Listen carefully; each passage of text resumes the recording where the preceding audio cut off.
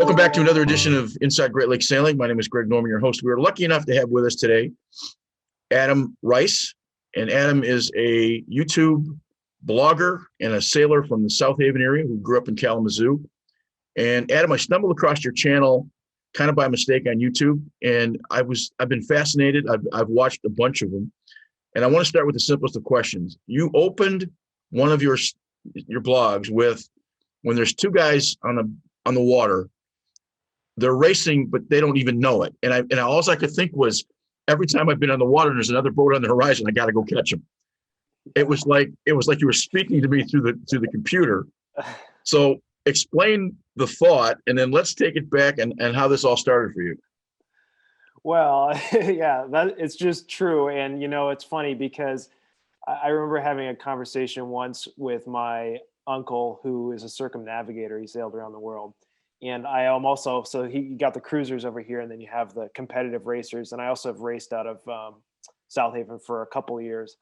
And one of the things he said is that when talking about racers, competitive racers are competitive, but so are cruisers. And I think it's totally true.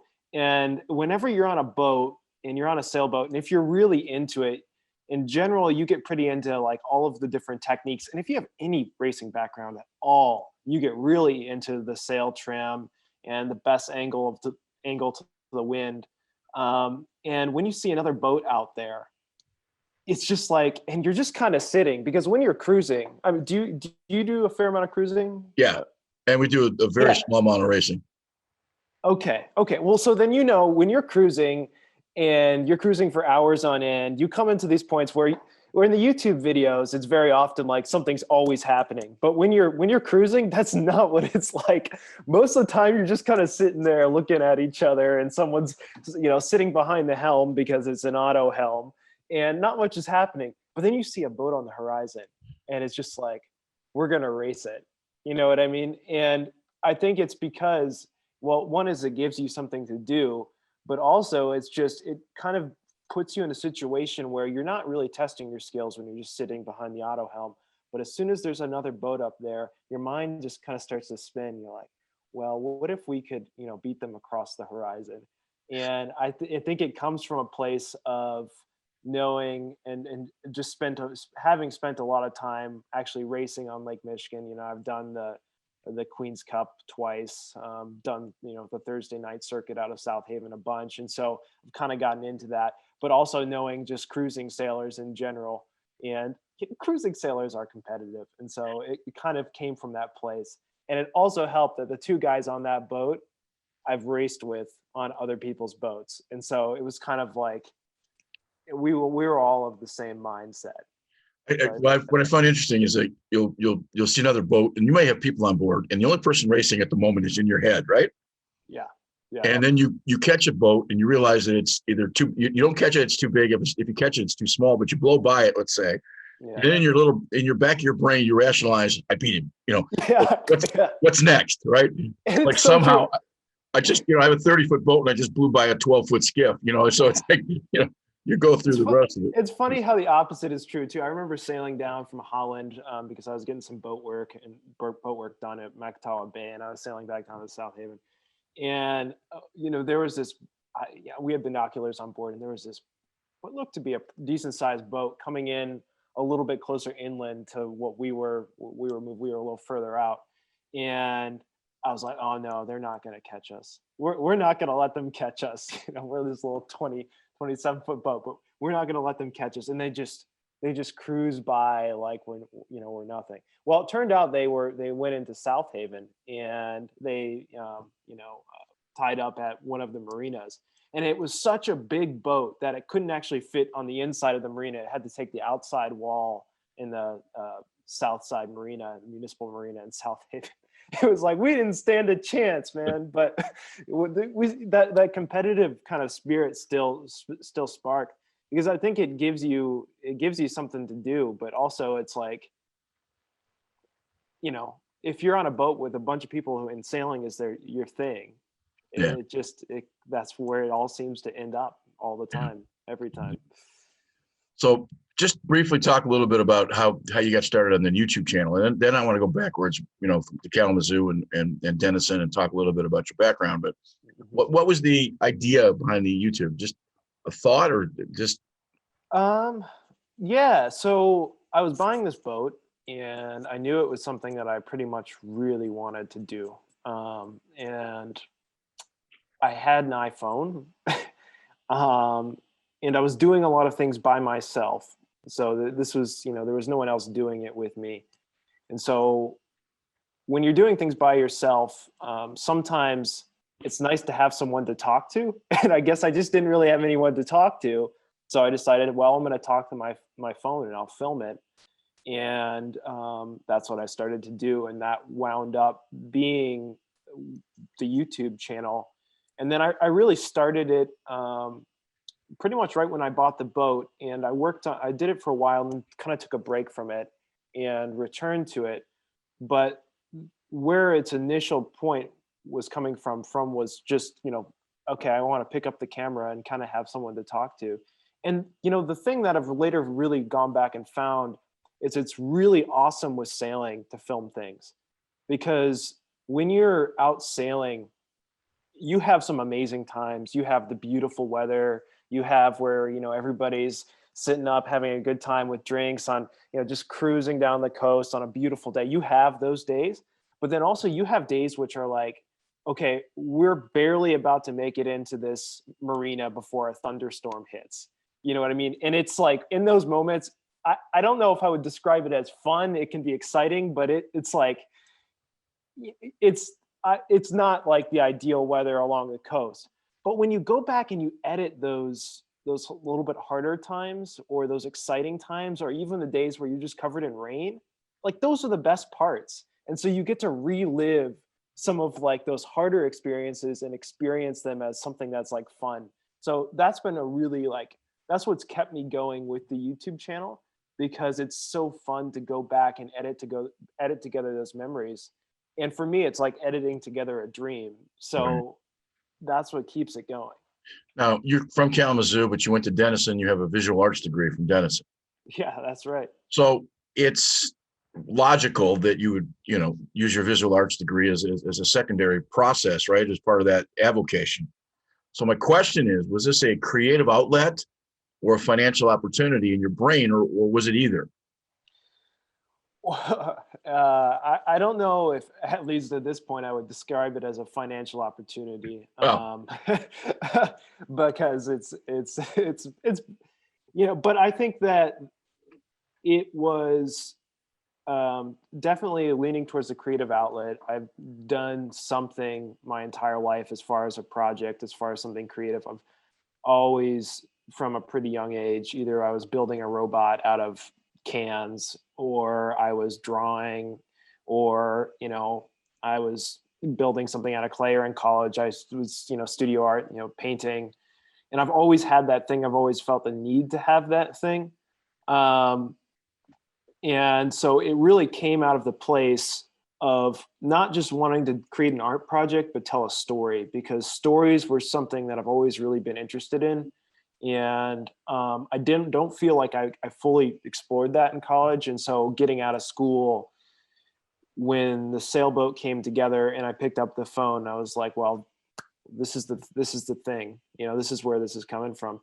I think financially, if someday in the future it wound up being financially rewarding, hey, that would be great. But I don't think that would be enough motivation for me to keep on going, because it's, the real motivation is rooted in wanting to tell a story, and also wanting to bring people like you, I believe, like into sailing, and get people to realize all of the amazing benefits and qualities and things that you can just learn from this. I mean, you learn so much from sailing.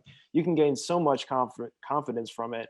And there are just so many of those lessons that I think more people need to hear about. And if in my own little way I could get more people into it, that would be awesome. I wanted to have a conversation with you because I find myself first getting involved with your blog and then sort of following it. Mm-hmm. But there's also a couple of other blogs. There's an Expedition Evans oh yeah, YouTube channel, Yeah. And every Friday they drop about 8 o'clock, and I sit down with a Coke. And that literally for the last 15 weeks, they've been grinding the same fiberglass that they started because they bought a reclamation project. Oh God, I know. There's another group in Finland or Sweden, and I'm at Ron Sailing, I believe it is. Oh And they've man, you decided follow all the ones that I follow. Yeah, they've been awesome. living on this 46-foot, 48-foot boat, and it's been Yeah. frozen in. And she's standing on the edge of the boat, and she's saying what a wonderful day it is as she's freezing. Mm-hmm. And they're not hardly doing any sailing. Mm-hmm. And I'm compelled to watch these shows, and it's like it's legitimate reality TV. It isn't scripted. It's just it is what it is. And I look down and there's 100,000 people following them.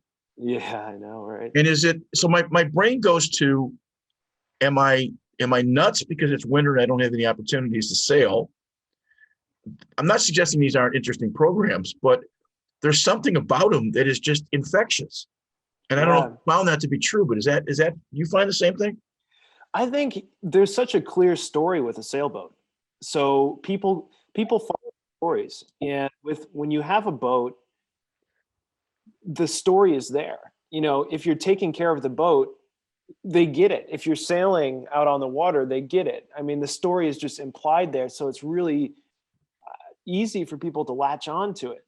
And whether you're sanding, it's so funny. I know that boat they bought, that what was it, salvage boat, that Expedition Evans. I mean, it's just like, oh my gosh, you guys, I hope you know what you're getting into, and I know you don't, but you're gonna figure it out because you guys have that personality.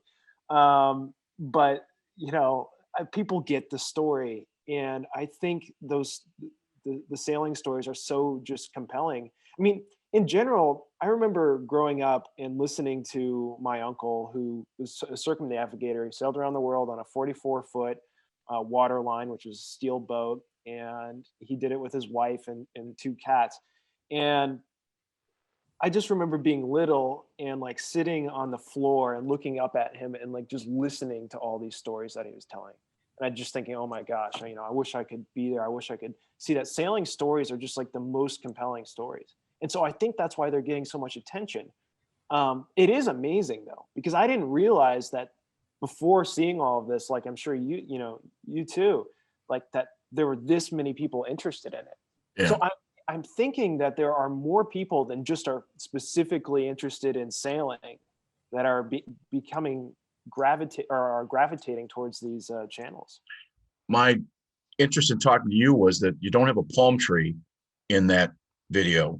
And with the exception of the guys in Sweden, everything's either got a palm tree, and the other common denominator, and maybe this is just marketing in America, You're right. the ones who have tens of hits or hundreds of hits have no attractive females. And I'm not trying to be sexist, but the reality to it is the ones that have gone large have used all of their advertising and marketing opportunities. And that's not to suggest that they're selling salaciousness, but the reality to it is those guys have done a good job. Sailing Solianis is a family member, and I think they're at 90,000 members or something to that effect. Yeah. I also know from talking to some folks who have had millions of hits on YouTube that, you know, it's not a full-time job. But you get for 1 million hits, you get a check for $6.12. I'm exaggerating. Yeah. So it's not that endeavor, but it really truly is the closest thing to reality television you can get. So let me take you back. Talk about the boat and how you got to the boat, and then talk a little bit about your crew and these very cool guys that are all friends. You guys get along well out on the boat, and just kind of talk us through what was the 2018 you decided to buy it. So take us through that story. Oh, so buying a boat was something that I wanted to do pretty much my entire life.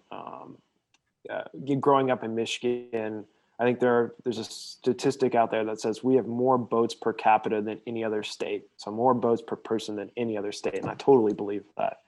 And so I kind of grew up on the water. I grew up going out to South Haven, Michigan, and watching the boats go out past the pierhead. But then when I was really young, probably in the first grade, I remember the neighbors who lived behind us owned a Pearson 28. And they invited us to go out on that boat. And I remember getting on the boat and looking down the companionway and just like thinking, this boat can go anywhere in the world. and that is like the coolest thing ever. And I didn't understand geography yet, so then the skipper of that boat showed me like a map of the Great Lakes and all of the places that they had been on Lake Michigan specifically. And I'll never forget asking this. But I was like, have you been to California yet? This boat's a Great Lakes boat. And he just smiled and looked at me and he says, no, we haven't sailed there yet. So that was my first real exposure to being on a boat. And then I did do some sailing because I was really interested in it and I talked about it. I was put in a sailing program for 3 or 4 years out of the Gull Lake Yacht Club, kind of about 35 minutes away from Kalamazoo. It's a little inland lake. Yep. But grew up sailing on, Opties, and then eventually, as I, got older, moved into the 420s then started doing a little bit of racing. But racing was really just a way to learn the skills of sailing. Went away to college, and my university, Denison, you'll have to fact check me on this, but I'm pretty sure I read it, that there are no naturally occurring lakes in Ohio. And so I did go, the Denison Sailing Club did sail on a man-made lake with 420s, but I went out there and it didn't seem like something I wanted to do in college. So, but then in this period of time came after school where, when you get out of school, you start to really think about what you want your life to look like and the things that you want in it. And I was doing a lot of the typical, fresh out of college things. I would go to the cocktail hours and do my 3-week vacation or my 5-week vacation once a year kind of thing. Whenever I could, I'd get out of town. And I guess when I was standing in my apartment by myself, looking out the window, I just felt like that was not really how I wanted to play this thing out. And I returned to this dream of owning a sailboat. And it just kind of was in the back of my mind because I thought, well, this is something that's probably going to have to take a while, a cruising sailboat. I didn't look into any of this, but I was like, it's going to be expensive. It's going to be really expensive. And I'm not quite there yet. And so I kind of put it at the back of my head. But then, I can't remember whether I read it or I heard it, or what the context was. But I was sitting on the couch in my apartment in Kalamazoo, Michigan, and I read or heard this quote by an entrepreneur named Peter Thiel. And it said, what you should try and do, or something along the lines of this, what you should try and do is take your 10-year plans and make them into 6 months. And I was like, well, that's impossible. How would I own a sailboat in 6 months? That doesn't seem realistic. But then I started to do a little bit of looking and thinking, and I pulled up found Yacht World and the online marketplace. And I eventually started to find that, some of these boats from the 70s and 80s, they're like $10,000. Right. Right. That's a lot less than a car. Yes. And it's less probably than I'm spending on traveling and drinks right now. But I kind of put it to the back of my mind. So then I went up to my stepfather's family cabin, and my uncle, who's the sailor, is my stepfather's brother, and in Wisconsin. And we went up there in the winter for New Year's Eve. And I remember right before we had our New Year's Eve celebration, he was about to leave to go back to his place from the cabin. I remember mentioning something to him. I was like, Mike, what do you think about sailboats from the 70s and the 80s?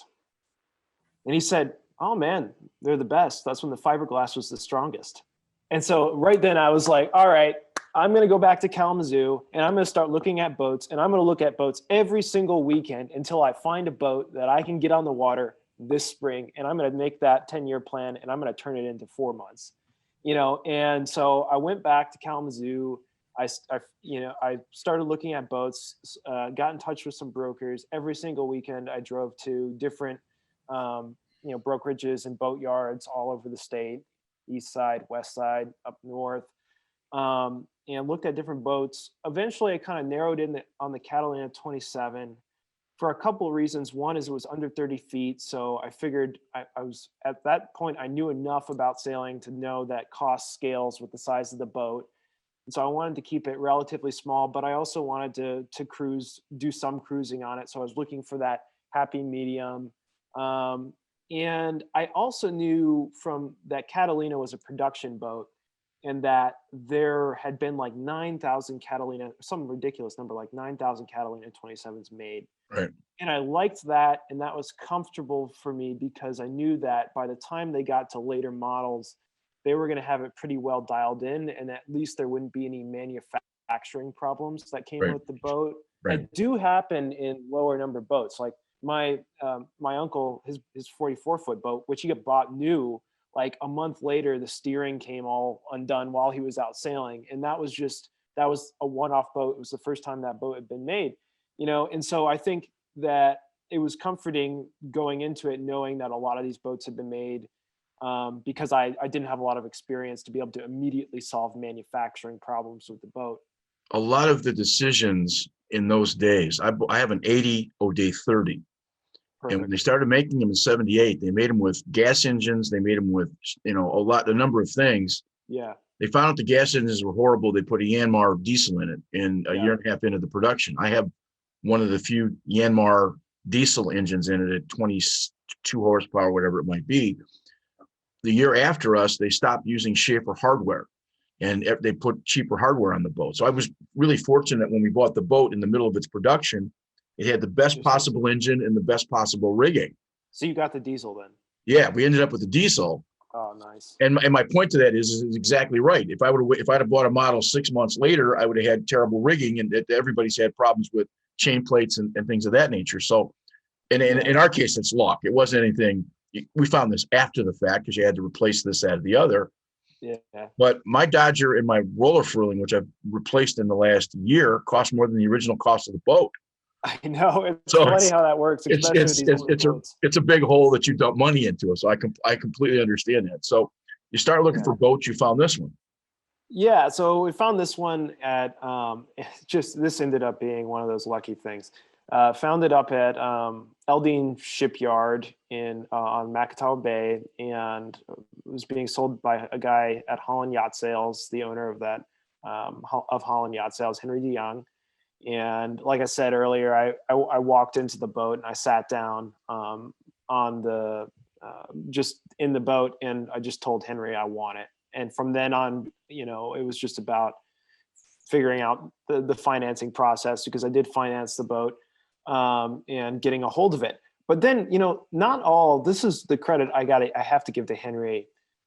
A lot of brokers will just try and unload the boat on you as soon as possible, because I got a sale. Right. And for him, he wasn't making much commission off of a $10,000 boat, and it had been listed for a while. He probably had lost money on it, but he knew I like to think he knew I was young and probably inexperienced. And he said, you should really get a survey before you buy this boat.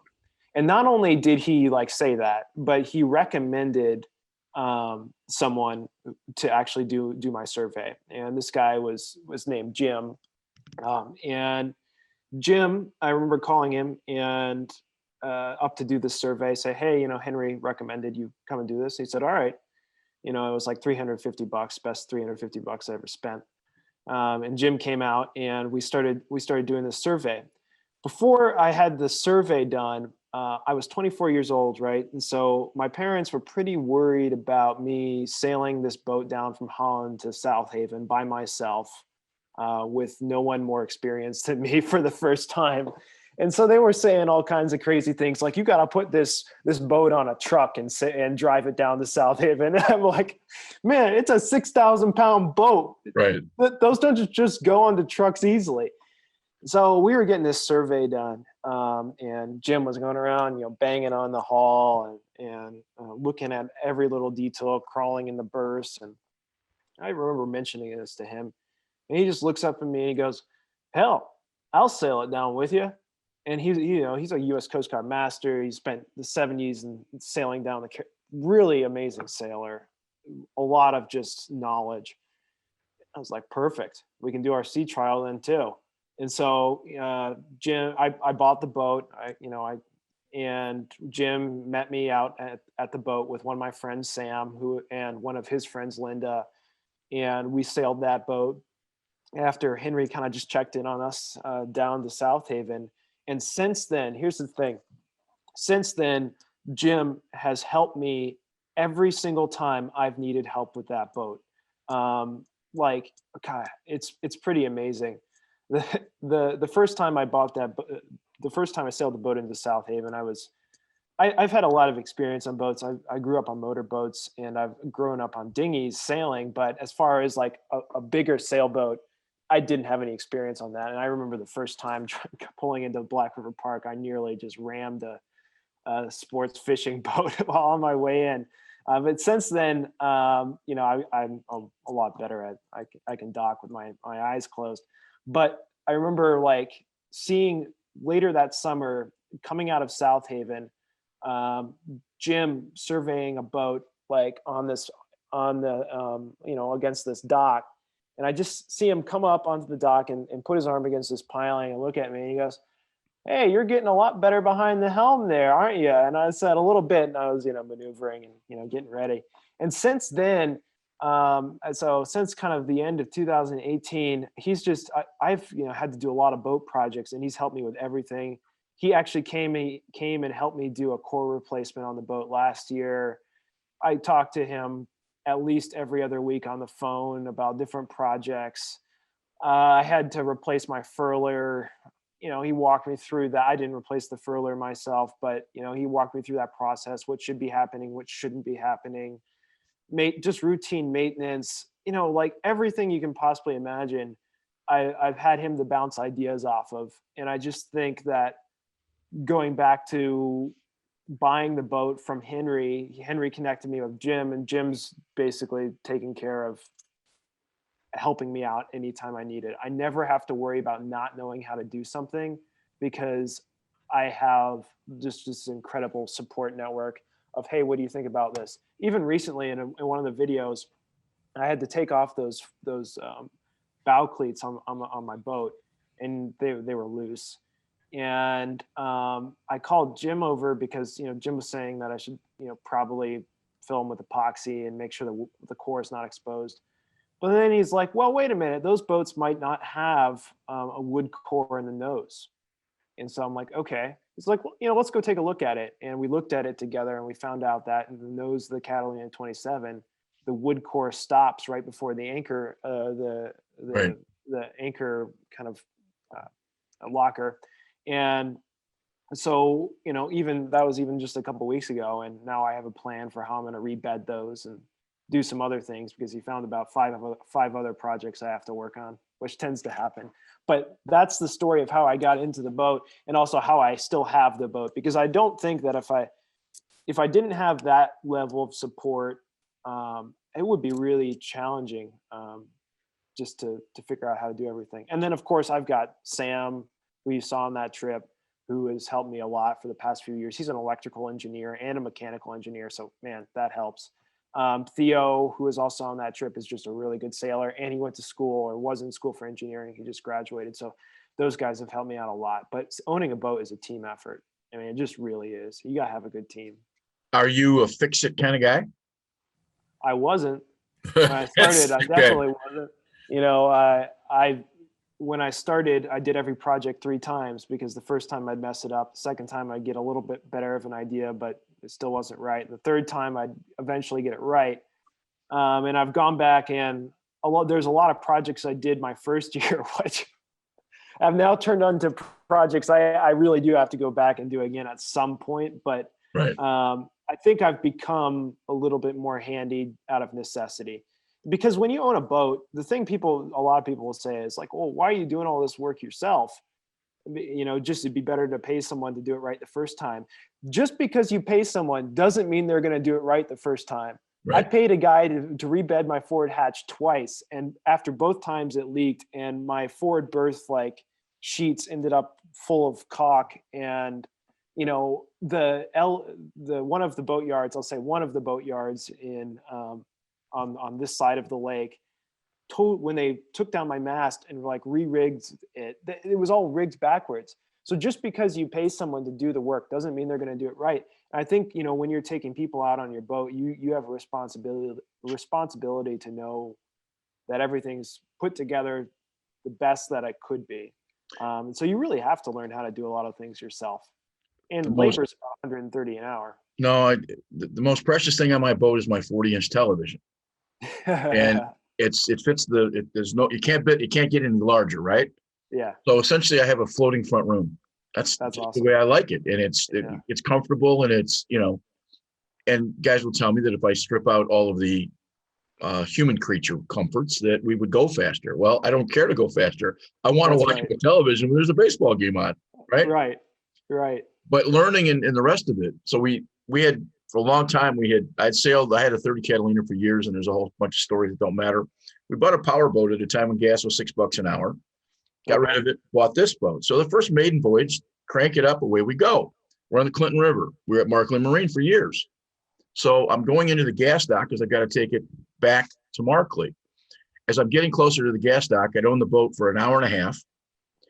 I gave it what I thought was reverse, and it turned out to be, we were literally 20 feet from the dock. It turned out that reverse, the guy had switched the gear around and turned it upside down.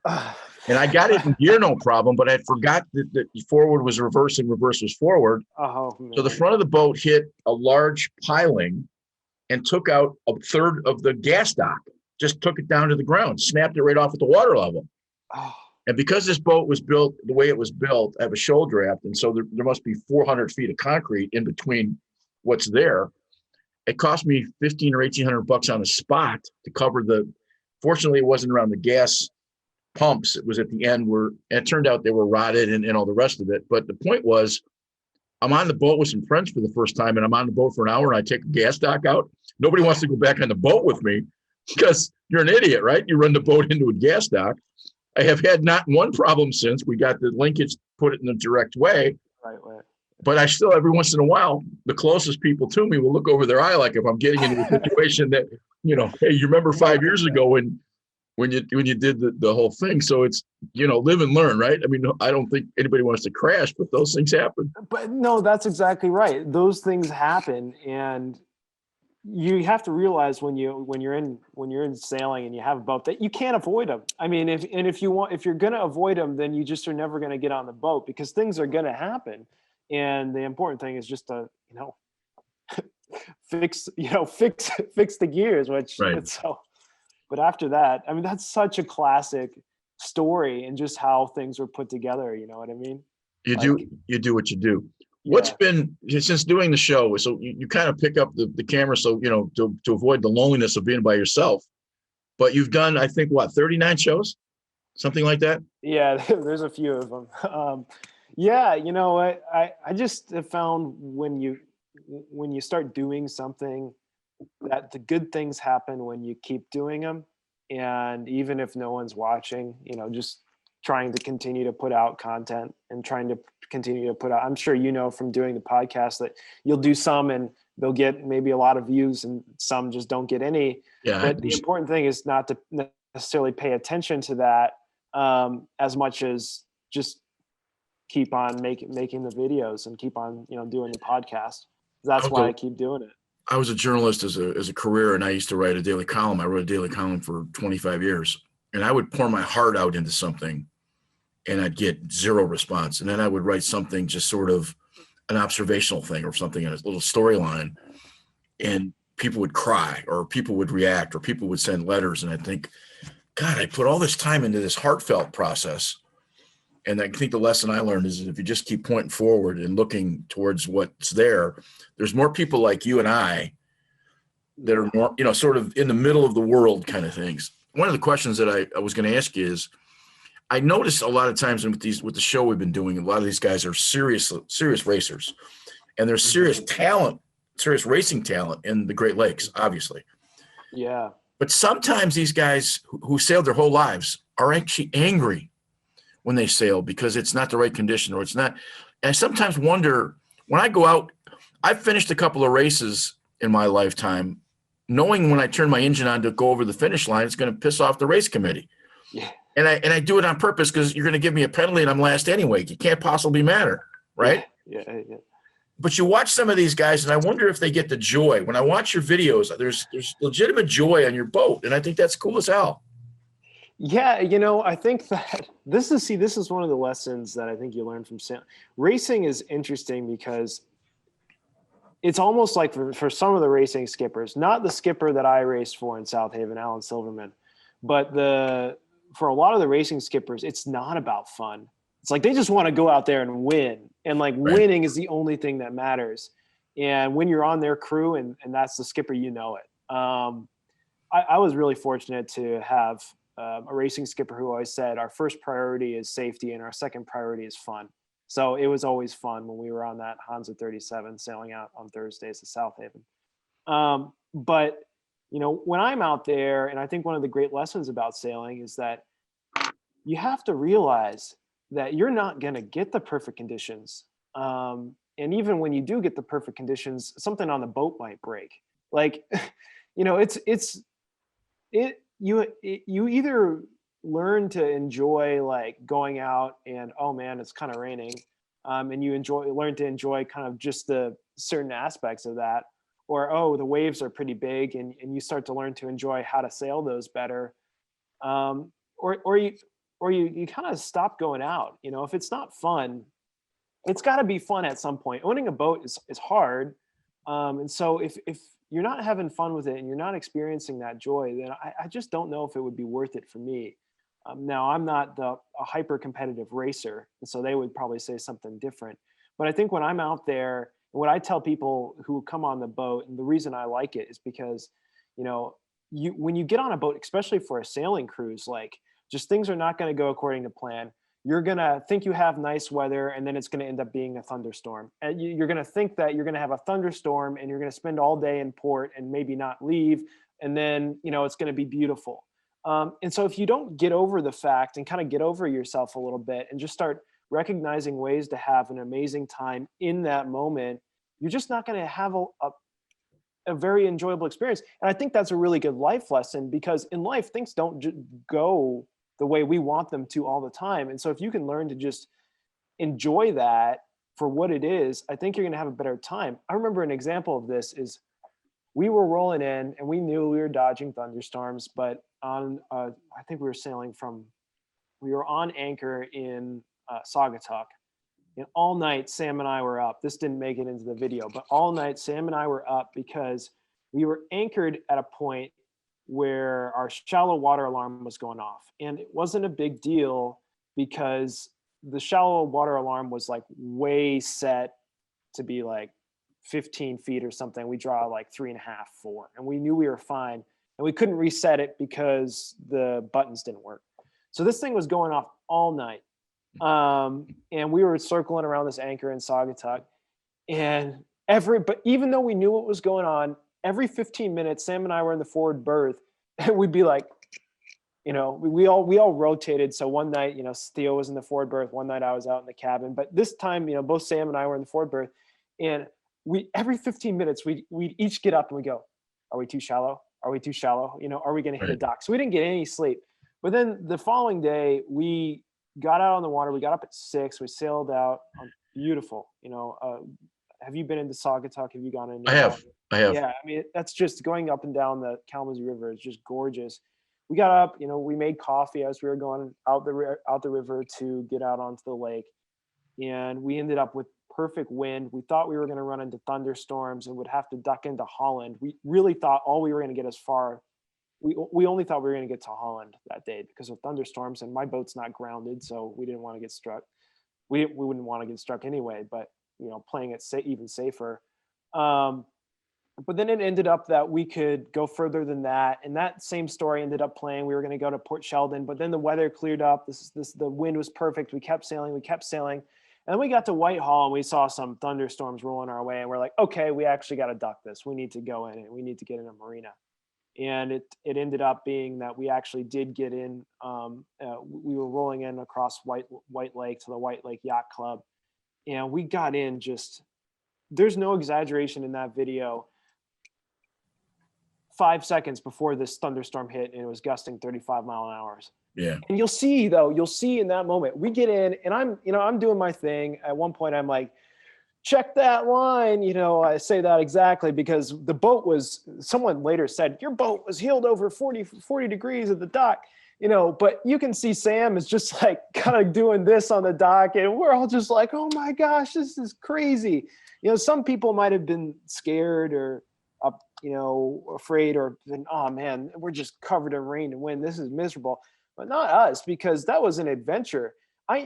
Having the ability to look back at something that's hard at a time and have the retrospect of saying, this is what I'm going to be telling stories about later, Right. really makes you enjoy that moment. And so I think you have to, one of the best lessons you can learn from sailing is to enjoy those times when you get hit with 35-mile-an-hour winds and rain at the dock. Just, I guess, a personal question. What do you edit with for your show? What software?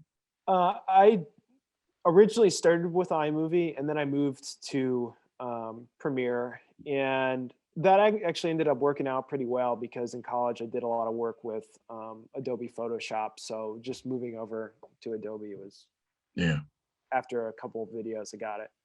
So now it's 1st of April. There's probably an April Fool's joke in there someplace, but the question I have for you is, we're not that far away from getting in the water. So what are you doing now, and what maybe some plans for the summer? What's your thoughts? Sure, good question. So right now I'm just finishing up some repairs. This has been quite a different year. Usually during the winter, I tell people that I actually spend more time on the boat during the winter than I do during the summer, just because the amount of projects. Right. Last winter I was out there, not last winter, but the winter of 2000 in 19, I was out at the boat almost every day, like 3 times a week. And then the following winter, 2020, was out there just a bunch. But, like this year, I haven't been out at the boat as much because the boat's been inside. I found it was actually more cost effective to keep it in heated indoor storage. Ironic. Explain that one before you go. Explain that one. The heated indoor storage. Yeah. Why you say it's more from a cost standpoint. Yeah, I know. I didn't think this would ever be the case either, and I think this is why a lot of people don't look into it. But when you store a boat outside, there's you have to pay for your haul out, and then you pay to keep the boat in the boatyard. But on top of that, you have to wrap it up with something. Now, if you have canvas that you've made and came with the boat, then that's always going to be the most cost-effective option. Right. To wrap a 27-foot boat, you're looking at $600 to $700. Now, you don't have to shrink wrap a boat if it goes inside. So it actually ended up costing me less to keep the boat inside heated indoor storage and take the mast off.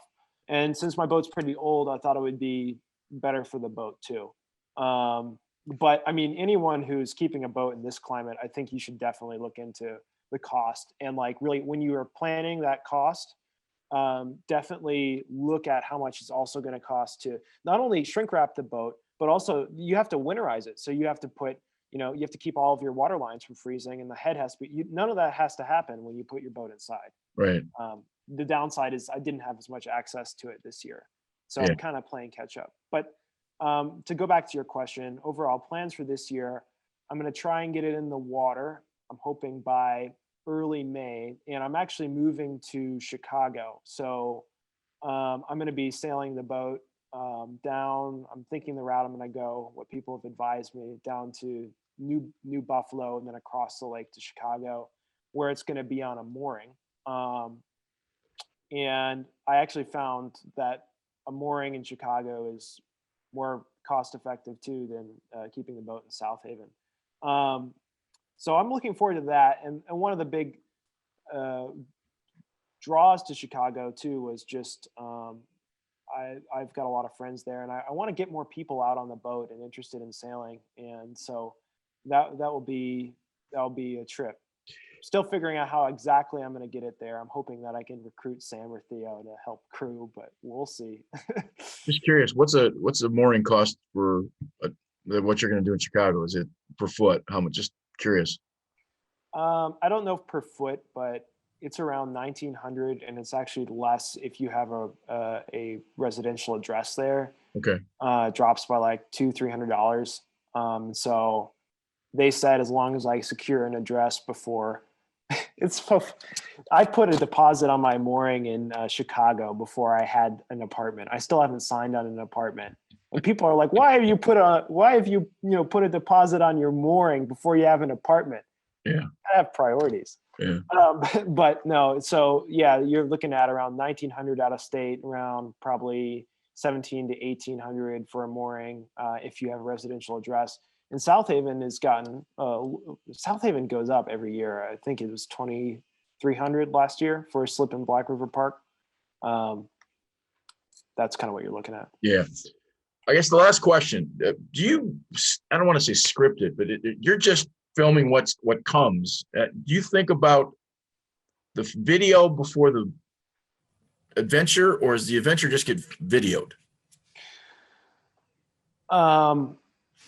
I think about the adventure. There's nothing scripted. It would be impossible to script all that because you never know what's going to happen. Going back to what we were talking about with sailing before, you might think you get one condition. Let me ask you a better question. Mm-hmm. It's okay. We're going to go to Holland, Mm-hmm. or you're going to go some specific idea. I understand you can't script a weather, a rainstorm and those kinds of things. But do you just think about, hey, this 2 weekends from now, we're going to White Lake, or are you building your calendar, whatever the result is, based on the blog, or it's just the blog as a result of whatever happens, it happens? As far as how the planning works, the calendar is being built around, everyone on that boat works. And so we had to, that was the most challenging thing about sailing. It's because you got to say you're taking 2 weeks, 3 weeks off of work to go sailing, except sailing doesn't cooperate with you. Right. And so that's where a lot of the drama comes from, actually, in those. If the drama came from in those YouTube videos, our time allowment to have off of work and also needing to make progress, I don't know that we would have headed off on those dates given that weather if we didn't already take it off of work and we couldn't just say psych, the weather's not good. And so our calendar was based around that, and then our specific locations too were so flexible because those depended on the weather. And so the YouTube stuff was entirely came from what we were doing on the boat. It wasn't, I was planning to make like a YouTube video about sailing to White Lake or sailing to Holland or sailing, sailing to Saugatuck. That was just what we were doing. And that's what ended up being in the videos. So, did that answer your question? Yeah. And then I guess the last question, and from a timing standpoint, you put yourself in a constraint that you got to be 15 minutes long, 20 minutes long, or you just edit so that it's a good show? I think probably the last one there. I edit so it's a good show because there was so much content. I think I had hours, just hours and hours, at least from that trip. And I'm very aware, story. I want there to be a beginning, and I want there to be a middle where there's some kind of heightened tension, and I want there to be an end. And so I look at the pieces that we have for those given segments and put them together. And that's how all those shows pretty much fell together. And I think for the most part, it was really it was effective. My favorite video is where we're in Holland, or sailing. Actually, man, I can't remember where it starts. Maybe that one started in South Haven. We sailed from South Haven to, or not in Holland. We sailed from South Haven to Saugatuck, and we sailed from Saugatuck to White Lake. I love that video because we're sailing along. We're constantly checking the weather. We're constantly checking our GPS, seeing how far we can get. This threat of thunderstorms is in the distance all along. And then all of a sudden we come into White Lake and they are behind us. They are upon us. And you can see those dark clouds in the distance, and we get in just in time. To me, that was the perfect sailing story, and a ton of fun to edit together. Yeah. Well, listen, I right below your name here, and I'm saying this now. I haven't edited this, but your website is right there, located below your name, and I hope if you get a chance to check out Adam's videos and his YouTube stuff, you'll find it to be fascinating. And I would say, as an observation, you're an old soul despite your chronological age. I'm not sure if anybody's ever told you that before, but I've gotten that a few times. Yeah. you got your feet on the ground. So mom and dad obviously did a great job. And it's been a real pleasure talking to you, because I think that we probably have the same skill set, if that makes any sense.